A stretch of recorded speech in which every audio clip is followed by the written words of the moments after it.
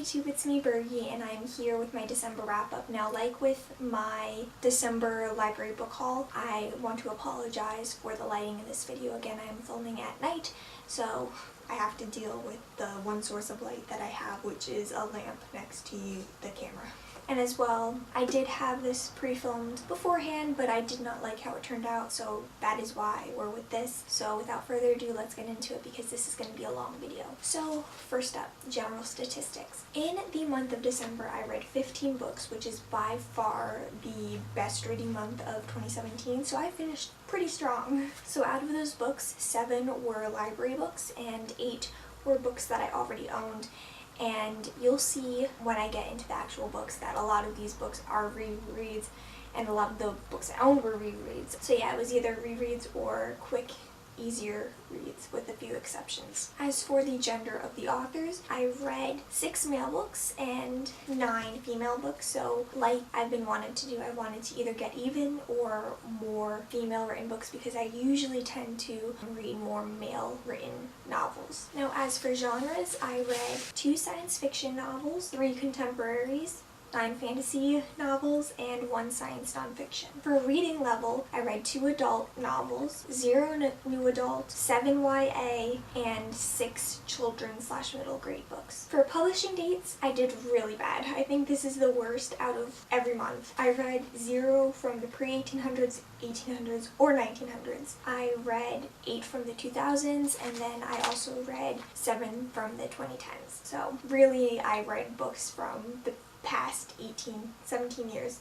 17 because technically this video is for 2017. Now for reading, I read 10 5-star books. Again, that's because I read a ton of rereads. I read 1 4-star book, 2 3-star books, and 2 2-star books, and therefore 0 1-star books. Now the total number of pages I read then for December was 5,060, which if you do the math is about 163 pages per day. So even though I did read a lot of books, a ton of them were short, so I'm not proud of that. I kind of want to get my total pages read a little bit higher up. Now anyway, let's get into the books I read. So the first book I read was The Feed by Nick Clark Window. This is an arc that I was given. This is a post-apocalyptic society where they rely on this technology called the feed, which is basically an imprint in your brain. However, it then crashes and it leaves people struggling to fend for themselves and to survive in this post-information, easy access world. And because of that, society kind of crumbles and goes back to a crude, uncivilized state. And on top of that, a disease starts taking over survivors' bodies while they're sleeping, so really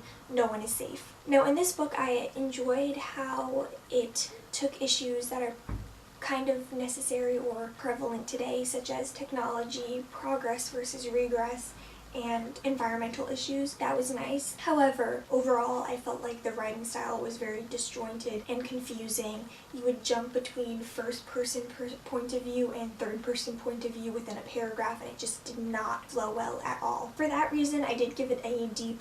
I want to say that I think in theory, the plot of this novel is great and interesting, but it was not executed very well, and that's why I gave it a low rating. Now the second book I read was also an arc. It's called The Sky Is Yours by Chandler Clayton Smith. This is another science fiction-y kind of novel where we're in a futuristic New York City where 2 dragons kind of appeared out of nowhere and is decimating the city and making it hard to live there. I gave this a C+. And I want to say I did enjoy the story kind of. It kept me gripping for more and wanting to keep on reading the book. However, there were a lot of flaws that kind of bumped it down a couple of notches. For one, there is a very misogynistic character, and it's like so bad. It was so bad that I figured that the author must have written him so bad so that way he can have like a great redemption at the end. And I don't know if this is a spoiler, but that did not happen at all. He stayed a brat the entire time, and it really pissed me off. As well as some of the other characters are not strong either. There is a diseased, sheltered baroness, a naive homeless girl, and then a gang-leading bootlegger. and the characters were not something I enjoyed from this novel at all. I really don't know what kept me gripping and wanting to read this book. I honestly can't, because again, it was very confusing and just annoying. Now, I kind of looked on Goodreads to see what other people were saying, and I don't know, I couldn't find anyone saying what the point of this book was. I feel like there has to have been some kind of deeper meaning, but I just did not understand what it was, so for that reason I gave it a C+. The third book I read was The Princess Diaries by Meg Cabot. This is the basis for the 2000s movie series, or movie saga, whatever. But if you don't know what this is about, we basically follow freshman Mia as she deals with high school life and drama. But on top of that, she finds out she's a princess of Genovia, which is a small country in Europe, so now she has to deal with princess duties on top of all of her high school drama. Honestly, I just went into this hoping that I would love the story as much as I love the movies, and I was not disappointed. Yeah, this is a very quick, easy read because one, it's, I want to say, on the lower end of young adult, and two, it's in diary format, so it's quick to get through. So honestly, this was just a nice, fluffy read. So for that reason I gave it an A-. I might rethink that and give it a higher grade because I do love the story and it's just a nice story to get into. Now, the fourth book I read is the first reread of this list, and that is Harry Potter and the Sorcerer's Stone. However, I read it for the first time in the illustrated edition, and let me tell you, I did not think I could reach near the same magic I felt when I read the book or the book series for the first time ever, but through these illustrations, I think it's pretty darn close. And I truly recommend, if you've read the books already, or even if you haven't, to pick up the illustrated editions because it is so magical. There's no better word to describe it. I don't know if I have to give a summary of Harry Potter and the Sorcerer's Stone or any of the Harry Potter books. I'm pretty sure at this point most people know what this story's about. But anyway, I gave it an A+. No surprise there. The fifth book I read was the only nonfiction I read this month, and that was Everything All at Once by Bill Nye. Now, I picked this book up purely because I, as many people I think in my generation, love Bill Nye the Science Guy because he is Bill Nye the Science Guy. And like, I've been watching his new Netflix show, so I've been liking what he's been doing lately.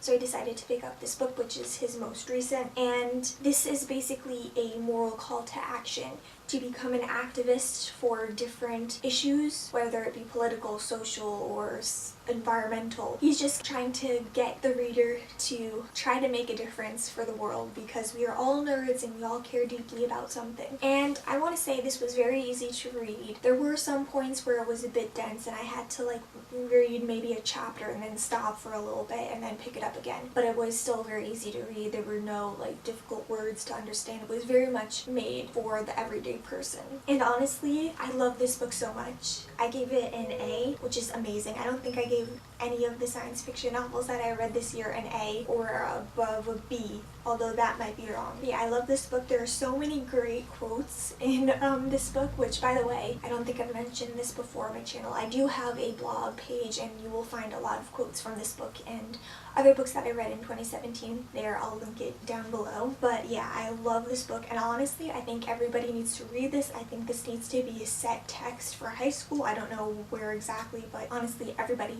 needs to read it. The sixth book I read was The Heart of Betrayal by Mary E. Pearson. This is the second book in her Remnants Chronicles, which I started out reading the end of summer or the beginning of fall. I don't remember exactly. But anyway, in that first book, we follow Leah, who's a princess that was set to be married to a prince, but she never met him before, so it was a blind marriage. I forget what that term is called, but anyway. But before the marriage can take place, she runs away and goes into hiding into a small village. But there she finds herself being pursued by two men, one of which is the prince that she was supposed to marry, and the other of which is an assassin. Now, in that first book, you don't know which of the male characters is which was something I really loved from the first book. But at the end of that book, you find out who's who. Because of that, I found this second book to be less intriguing. I really liked the mystery aspect of not knowing who wanted to kill Leah and who wanted to kind of get revenge for running out on their marriage. And also in this book, it focuses more on the political aspects of this world, but at the same time it's not political enough where I'm like very intrigued. You know what I mean? This is like a political romance novel, and for that reason I did give it only a C+.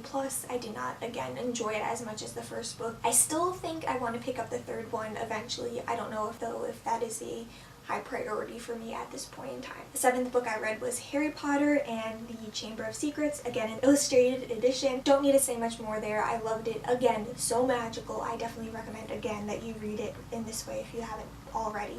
But yeah, I gave it an A+. The 8th book I read was City of Ashes by Cassandra Clare. This is the second book in the Mortal Instruments. For some reason I can't remember the title of the series, but yeah, the Mortal Instruments.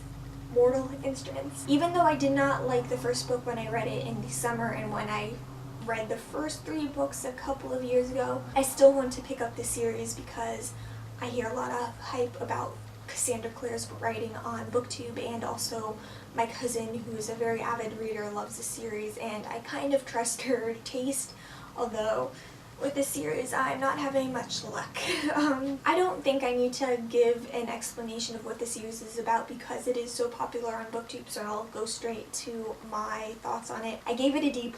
I don't like the writing style at all. It's written, or it feels like it's written as a TV show where there are like different commercial breaks, because I feel like the breaks between sections and chapters are just so forced. I don't know, it just feels like it was made with commercials in mind. I don't know if I'm explaining that right, but it just feels choppy and non-flowing at all. As well, I find the writing itself to be very simple without any like meaning behind it.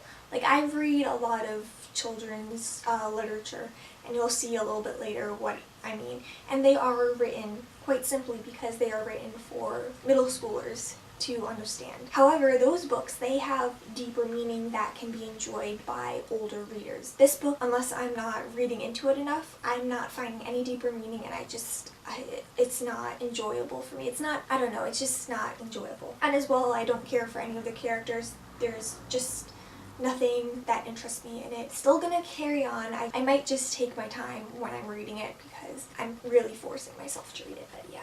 So hopefully somewhere along the line I'll find a Cassandra Clare book that I enjoy, but not hopeful at this moment. The 9th book I read was The Queen of the Tearling by Erica Johansson. This was recommended to me by my friend Rebecca, so I decided to pick it up. This is about Kelsey, who was sent away as a child because she is a princess and needed to be protected. During her time away from the kingdom, she is kind of brought up on different histories, literature, and other survival things that she would need to know when she finally becomes queen. Then at 19, we see her being taken to the kingdom to get the crown, basically, and that's where her story starts. It's very political based, and this is what I wanted The Heart of Betrayal to be. Even though there was a lot of politics and world building in this first book, it was still enjoyable. It did take me a little bit longer to read, but it was necessary in order to make this world seem substantial. And that's something I really liked about the book. It seems like Erica Johansson has a great knowledge of what this fantasy world is like, and I love it when authors know every in and out of their world. And even though I do like that aspect, I'm not 100% sure if I would say that this is an enjoyable read. I don't know, I need to, I think, read the next book in the series before I make my mind, and because of that I ended up giving this a B-. The 10th and 11th book that I read this month were Princess in the Spotlight and Princess in Love by Meg Cabot. These are the second and third books in the Princess Diaries series by her. I loved the first book, so I immediately needed to pick up the second and third, and I flew through these. I'm pretty sure I read Princess in the Spotlight in a span of like 2 hours, not even, and I just love it. The second book, we follow Mia as she deals with all her previous issues, but on top of that she finds out that her mother is pregnant by her math teacher, so she has to deal with that. And then the third book, Princess in Love, we follow her as she has mixed feelings for her best friend's older brother, and therefore dealing with that. And over these 3 books, I think it spans from September or early October to the beginning or middle of December, so it's all within a couple of months. Oh, and I gave both of these books an A. That's why I said I might bump up the first book a little bit, because I just love the series. I love the fluff. It's the perfect amount of fluff for me. Now the next 4 books, the last 4 books I read were all from the Percy Jackson and the Olympians trilogy series, because I wanted to reread these books, and boy, I'm so happy about that. I haven't read, I think, that all of them in a year or 2, which for me that's like a long time, because I can honestly pick up these books any day of the year and just love it and be enamored with the story. So for that reason I gave all of these an A+. But yeah, I reread these for probably like the 15th time.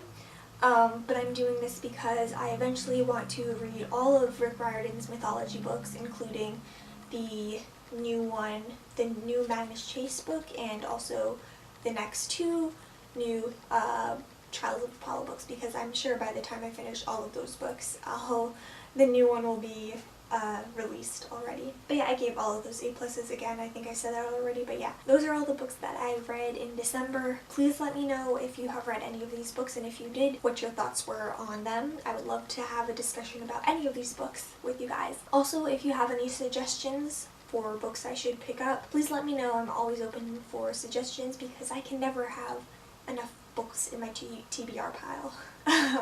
But yeah, I hope you enjoyed this video, and I'll see you guys next time. Bye.